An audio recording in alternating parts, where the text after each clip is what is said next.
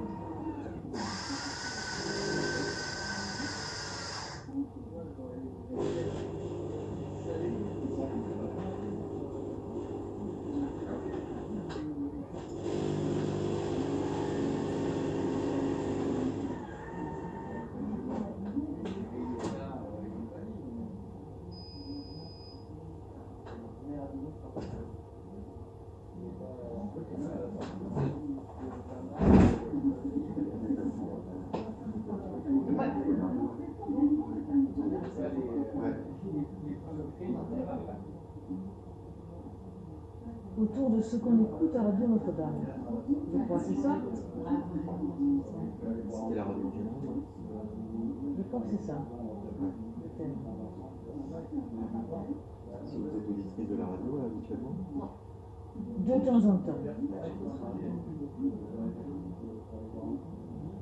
Après, moi, je suis chrétienne. J'écoute rarement la radio en général. D'accord. Moi, c'est très variable. Ouais. En confinement, oui.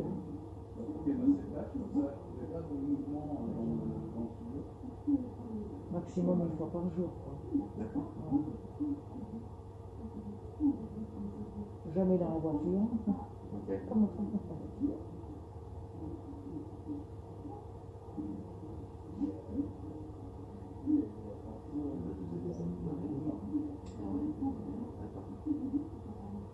Moi non, pas du tout. C'est par Facebook. D'accord.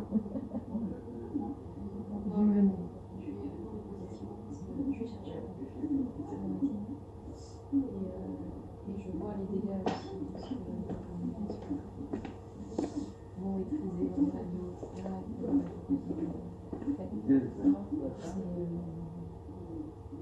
L'histoire de Notre-Dame et autres.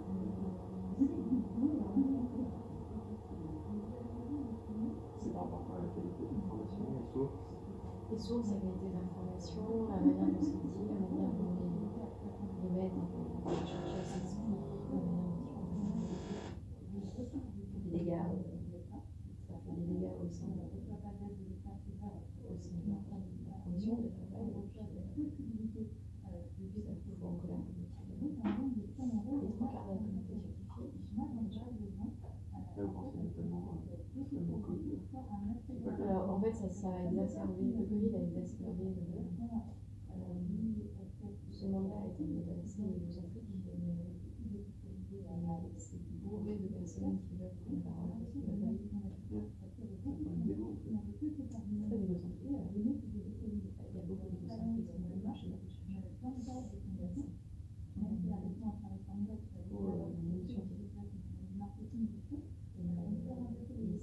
La Covid a exacerbé. Puis après, mon point de vue, c'était aussi que c'était essentiel d'avoir un radio qui donnait aussi l'information critique.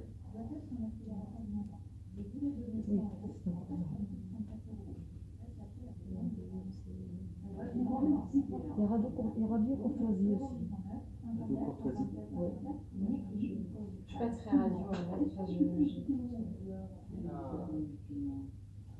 Radio Courtoisie, le sens qu'il faut. Et plus diversifié au niveau des sujets. De ma part. Oh putain, merde! Les collègues de travail, mon médecin, on parlait sur Radio Courtoisie. Putain, mais c'est parce qu'il y a ça. Donc, C'est quoi? C'est une radio d'obédience chrétienne? oui, mon médecin est juif, alors il a aussi. Oui, c'est. Oui, moi je suis professeur en école catholique et mon employeur parlait sur Radio Courtoisie, mon médecin, pourtant il n'est pas catholique, il n'est pas catholique, il a aussi, enfin, je connaissais plus. Mais bon, ça, c'est une radio qui existe depuis 30 ans. Hein. Non, 40 ans, 1981. Je comprenais pas, je me suis dit, il y a plus de endroits.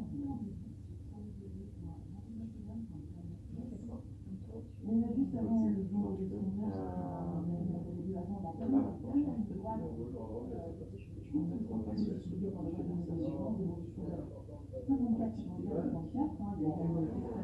En fait, globalement, on est en train de tester un modèle de pédagogie qui permet de remettre à niveau les gens de la précarité jusqu'à l'entrée des écoles d'escalade. En fait, on veut montrer comment on peut être adulte et avoir eu des échecs et un vrai potentiel.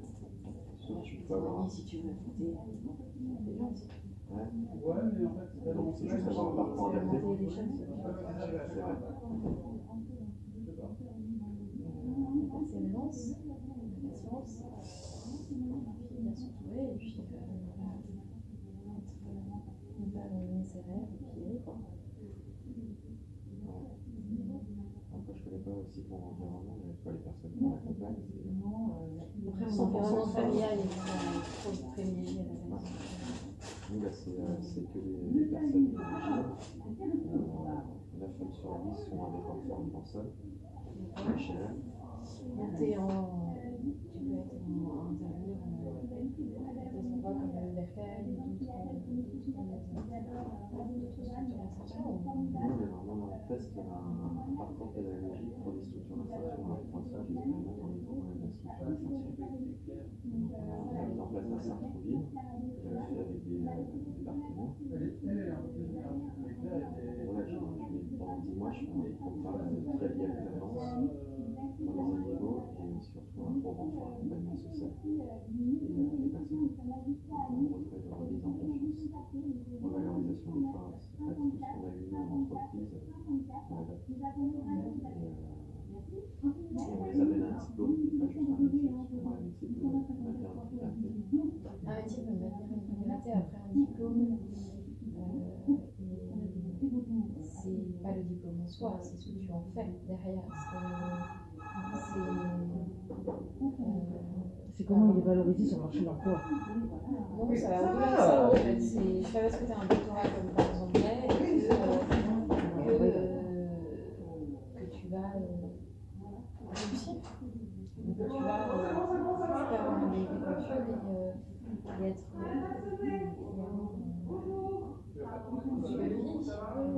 vraiment faire. En fait, ça dépend. Voilà, diplôme qui relève de tes capacités psychologiques, intellectuelles, ça c'est une chose. Tout le monde ne peut pas avoir un doctorat, mais tout le monde ne peut pas forcément avoir un CE. C'est cool ici. Ça dépend vraiment Des compétences. Et J'avance ça dépend de ce que tu en fais derrière. Installez-vous, prenez un café si vous voulez. Sortir de ton. Non, je suis trop.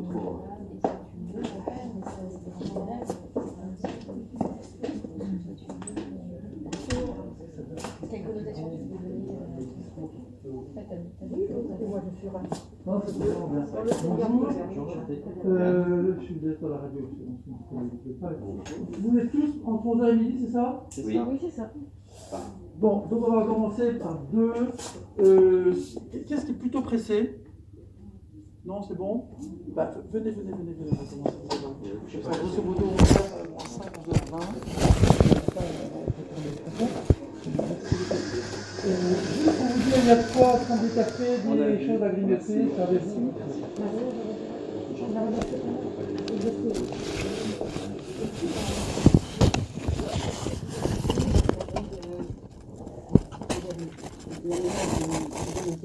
Moi, je suis très sensible à ce qui s'est passé au Liban. J'ai rencontré chez lui des frères, ils me disaient écoute, je suis venue pour faire donc j'ai vu que c'était quelque chose qui, j'allais dire, nous empêchait de nous recroqueviller, de mouronner dans notre coin. Bon voilà, pour moi ça a été un souffle très important. Et aussi, je me suis mis à l'écouter en podcast, ce que je ne faisais pas forcément avant. Avant, je le faisais quand j'étais, par exemple, en train de faire quelque chose dans ma cuisine, ou voilà, à un moment où c'était, je vais dire, une old fashion, écouter avec le transistor aussi. Mais c'est vrai que je me suis mis à écouter sur mon portable, ce que je n'avais pas vraiment fait avant. Donc, vous avez raison d'insister sur la technologie, la nécessité de, on se demande nous de s'y former. Oui, je suis ici. Voilà, ne le dis pas trop, ça fait rire toute ma famille parce que je suis une quiche. Mais alors. Comme quoi? Ça fait rire le père Jean-Luc au téléphone. Ah bon? Non. Non, vous n'êtes pas tout ça. Ben oui, c'est ça. Oui, mais c'est un peu de mal à imprimer, il n'y a plus beaucoup d'encre, quoi. On peut quand même terminer sur votre livre, quand même, Jocelyne. Oui, j'ai écrit il y a quelque temps, enfin maintenant, un livre qui s'appelle Si Noël m'était compté, justement pour récolter toutes les traditions qui nourrissent Noël et qui donnent de la profondeur au fait qu'on achète un arbre de Noël ou qu'on met la crèche ou des choses comme ça. Oui. Et j'aime beaucoup, comme vous savez, j'aime beaucoup raconter. Je crois qu'il faut se servir des dons que nous avons reçus. Et pourquoi la crèche? Pourquoi le bœuf? pourquoi on met la Vierge Marie du côté de l'âne et on met Joseph du côté du bœuf? Parce que le bœuf, c'est Israël, celui qui rumine la parole depuis toujours.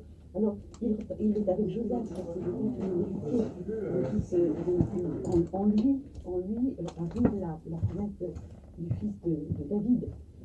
Mais en la Vierge Marie, elle se met à côté de l'âne, parce que l'âne en hébreu c'est Hamor, et c'est le même mot que les peuples. On y revient. C'est-à-dire que ça, c'est toute cette foule de gens pour lesquels le Seigneur a donné sa vie, la multitude pour lesquels il est venu. Et c'est du côté de Marie. Alors, moi, je suis très sensible à la Vierge Marie. J'aime beaucoup prier le chapelet, j'aime beaucoup le prier la nuit. J'avoue que c'est toute seule, mais bon, je suis quand même avec la Vierge Marie quand je prie le chapelet. C'est pour moi c'est vrai que c'est une prière complètement répétitive, hein, ça paraît complètement absurde, mais au fond, elle produit elle produit un apaisement quand je suis mal, et notamment dans le confinement, quand j'étais pas bien du tout, et je me disais, mais on va jamais en sortir de ce truc. Donc c'est vrai, parce que nous, on fait des spectacles, et tout était fermé, enfin, c'était la mort programmée de tous les gens qu'on connaît vivaient vraiment un stress énorme. Ils se disaient, mais qu'est-ce que je veux faire de ma vie? Je sais faire que ça. Je sais chanter, je sais pas faire autre chose. Donc voilà, ça m'a beaucoup aidé. Et ce livre, il recense comme ça, pas à pas, hein, caillou blanc après caillou blanc, comme disait Bruno. Alors on le trouve où? On peut le trouver? On le trouve chez Cariscript et on le trouve à la Procure. À la Procure. Oui, Cariscript, c'est mon éditeur. Si Noël m'était coupé, donc à la Procure. Oui, c'est ça. C'est un joli cadeau, c'est vrai, pas forcément un cadeau de Noël, un cadeau d'amour. Saint-Nicolas. N'attendez pas à Noël, au contraire, pour pouvoir non. s'inspirer de tout ça, pour la Saint-Nicolas. Voilà, dès demain, on va à la Procure, si Noël m'était compté. Si Noël m'était compté, voilà. Eh bien, merci à vous tous. Merci Jocelyne Sarno, je m'emballe. Merci à Agathe Bollard pour toutes ces précisions. J'imagine qu'il y a des auditeurs à remercier, des donateurs. Hein. Alors on dit merci à Françoise, Ginette, Cécile, Alberte, Aude, Marie, Christiane, Edwige. Edwige, je vous embrasse, je sais qui vous êtes. Françoise, Marie-Christine, Paulette, Colette, Odile, Françoise, Daniel, Mathieu, Gazelle, Annette, pardon, Isabelle, Christiane, Catherine, Michel, Patrick, Claire. Il y a pas mal de femmes qui font des dons ce matin. En tout cas, merci à tous et vous pouvez continuer d'appeler au 0809 54 3 fois jusqu'à midi. Merci. Merci à tous. Et dans quelques instants, eh bien, nous allons terminer cette dernière ligne droite. Je vous rappelle, voilà, avec un tapis, ce sera encore 0809 54 54 54. Le temps que nos invités s'installent avec leur petit commencement. Agathe, on est quand même bien parti.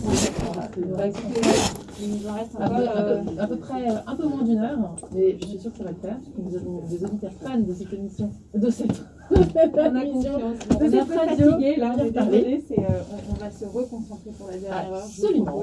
Car la qualité de l'audience doit quand même être au rendez-vous, même pendant le radiodon. Donc on vous invite à témoigner votre soutien au 0809 54 54 54.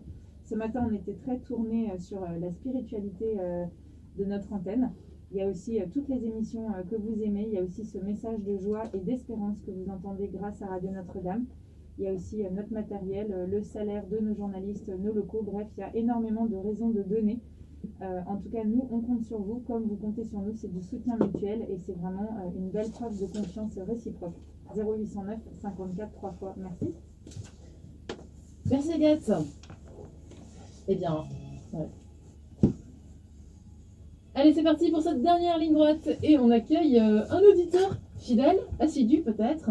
Un mauvais élève. Bonjour Edouard. Bonjour Marie-Ange. Bonjour à tous.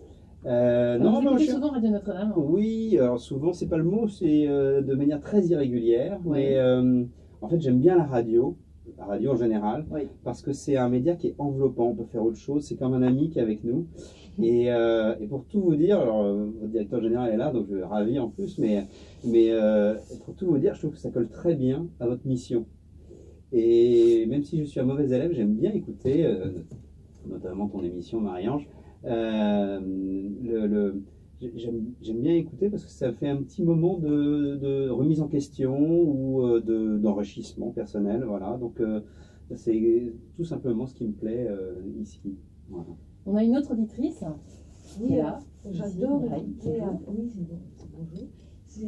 J'aime beaucoup écouter le chapelet à 15h30 tous les jours. Ouais. Ça m'apporte un moment de sérénité, de calme. Et aussi, l'autre prière que j'aime bien écouter, c'est celle de minuit. Pour certains, c'est les matines, pour d'autres, c'est les complis. Pour moi, c'est les complis, ça va me toucher. Et vraiment, celle de minuit m'apporte un moment de... La prière du soir est toujours un moment difficile, Ouais. parce qu'on n'a rien à dire au Seigneur.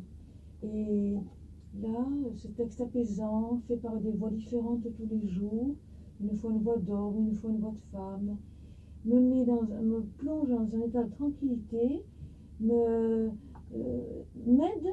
à prier, parce que je n'ai pas une prière contemplative. Je ne sais pas me mettre devant le Seigneur et attendre et méditer. Pour moi, c'est assez abstrait. Pour moi, il me faut des phrases. Donc là, ça m'aide à trouver des phrases, parce que sinon, pour moi, la prière du soir, c'est très rapidement à Notre Père, je vous salue Marie. Et donc là, j'ai des phrases qui m'aident à faire le bilan de ma journée et à préparer celle du lendemain. Mais autrement que préparer celle du lendemain en faisant ma liste de courses. Voilà, c'est autrement. Et celle le chapelet à 15h30, je ressens profondément de l'émotion, une communauté, en plus dans cette période de confinement, je ressens profondément que tous les chrétiens du monde prient ensemble. C'est-à-dire que, mais quelquefois il me vient presque les larmes d'entendre les intentions de prière de certaines personnes qui donnent leurs intentions. Leurs intentions de prière, on prie pour elles. Et on sait aussi qu'en échange, elles prient pour nous, même si on n'a pas formulé. Vous écoutiez la messe du pape, Mireille, ou pas, vous, pendant non, à 7 heures? Non. Vous, c'est plutôt la nuit. Hein. Oui, plutôt du moi, soir. c'est plutôt le soir. Moi, c'est le Oui, soir. oui, pardonnez-moi, il y a C'est un le moment soir. pour dormir. Oui, c'est le soir. Je suis du soir. Mais vraiment, à 15h30, ce chapelet, et je le sais auprès de personnes âgées qui sont des amis de ma belle-mère aussi, pour qui ça apporte vraiment, et en maison de retraite, une détente, un moment de paix. Mais ce chapelet à 15h30, je crois, une profonde utilité. Parce que ça fait des années, C'est ce audacieux. chapelet. Oui, alors d'abord, il faut comprendre comment ça fonctionne. C'est récité devant la grotte de Lourdes, à Lourdes, devant là où quand même Marie est apparue. C'est capté sur place, en direct, simultanément, relayé par Internet dans nos studios, et nous diffusons ce signal à toutes les radios catholiques francophones dans le monde. Oui. Ça veut dire que Mireille, c'est Mireille votre nom? Oui. Mireille, lorsque vous récitez, vous priez le chapelet à l'antenne à 15h30 chez vous, vous êtes en union avec des gens qui sont devant la grotte de Lourdes, devant leur radio à Lyon, à Marseille, à Toulouse, mais également dans le monde entier. Des millions d'Africains disent le chapelet. Je le disais il y a 2 jours, je faisais cette anecdote, je racontais cette anecdote d'un directeur de banque de Bamako au Mali. Il me disait, vous savez qu'est-ce qui se passe après mon service à 15h30, tout s'arrête. Je dis, qu'est-ce qui se passe à 15h30? C'est le chapelet de Lourdes. Les gens s'arrêtent de travailler pour réciter le chapelet de l'autre qui est diffusé. Et c'est extraordinaire quand je vais dans le locaux technique et je vois le petit boîtier qui réceptionne le chapelet de l'autre tous les jours et qui le renvoie par le système magique d'Internet et des satellites. Se dire que les chrétiens ensemble, à Bamako, à Lyon, à Paris et à l'autre, prient ensemble le chapelet aux intentions communes. Ça, c'est une force extraordinaire. Et Dieu sait si, quand on est directeur de radio, c'est audacieux de diffuser le chapelet pendant une demi-heure, parce que c'est pas très radiophonique. Je vais vous dire que c'est même très court. C'est même très court. Je ne sais pas si Edouard dira la même chose. Non. Et puis alors, vraiment, ça paraît être une prière démodée, mais en réalité, c'est une prière dans l'air du temps. C'est une prière très actuelle. Parce que les 3 premiers, et c'est vraiment une prière très très importante actuellement, parce que c'est une période difficile pour beaucoup de gens. Et vous savez, les 3 premiers, je vous salue Marie du chapelet, c'est pour les vertus théologales, la foi, l'espérance et la charité. Nos 3 premiers, je vous salue Marie du chapelet. Eh bien, la foi, nous l'avons en principe si nous écoutons la vie Notre-Dame. L'espérance, nous en avons besoin actuellement, parce qu'on ne sait pas où nous allons avec cette épidémie. Et la charité, avant Noël, Et aujourd'hui, surtout. Oui, nous en avons besoin. Nous en avons besoin. On a besoin d'un soleil. Nous en avons besoin pour penser à notre prochain. Donc vraiment, le chapelet, même par cette prière qu'on pourrait dire mécanique, apporte un soutien en ce moment, rien que par le sens du chapelet. Et puis, je pense qu'une personne très isolée, moi j'ai la chance de ne pas être isolée, d'avoir une vie de famille, mais les personnes isolées dans leur vie sont actives derrière la radio, sont actives à ce moment-là en récitant et se sentent utiles parce qu'elles prient pour d'autres. Oui, Bruno. Alors une anecdote extrêmement terre à terre. Vous savez, Mireille, combien ça coûte de diffuser le chapelet tous les jours? Ça coûte 150 € par jour. Ça vous donne une idée. C'est pas gratuit. Hein, donc, ça, hein. vous voulez nous offrir un chapelet, la diffusion d'un chapelet sur l'ensemble des radios catholiques dans le monde, ça coûte 150 €. Offrez-nous un chapelet. Trouvons 365 personnes qui vont nous donner 150 €, vous voyez, et la diffusion du chapelet est assurée. Ce sont des moyens, peut-être marketing, mais quand même assez simples. Je donne 150 €, l'État va me permettre d'en récupérer 100 au passage en déduction fiscale, mais je donne 150 € et je vais permettre à Radio Notre-Dame de diffuser le chapelet pendant une journée qui sera au service gratuit, bien sûr, de toutes les radios catholiques. Parce que ce que nous donnons aux autres radios, bien évidemment, c'est gratuit. On ne va pas faire payer les radios d'Afrique, de toute façon, ils n'ont pas d'argent. Donc, voilà. Donc, merci d'être généreux. Merci de nous permettre cette mission simple, audacieuse, parce que encore une fois, c'est audacieux de diffuser le chapelet tous les jours. Simple, audacieuse et abordable. 150 €, c'est quasiment à la portée de tout le monde. Et de se dire que 150 €, ça permet la diffusion du chapelet tous les jours. Voilà. On ne va pas diffuser du chapelet toute la journée, hein, bien sûr. Mais n'empêche que c'est important. En tout cas, merci Mireille d'être venue témoigner très joliment de... Oui, merci beaucoup Mireille. Et je repasse du coup le micro à toi. Vous allez vous mettre au chapelet ou pas? Vous avez été convaincu? Je suis très convaincu par la démarche, mais je suis peut-être pas encore assez mûr ou assez courageux. C'est très joli, c'est simple. On a besoin de choses simples. Merci de nous avoir reçus. Non, je suis pas là parce qu'il est très très bon. Oui. On va l'avoir. Oui, c'est ce que je disais. On finit à midi, on trouve à midi. Vous venez? Ouais.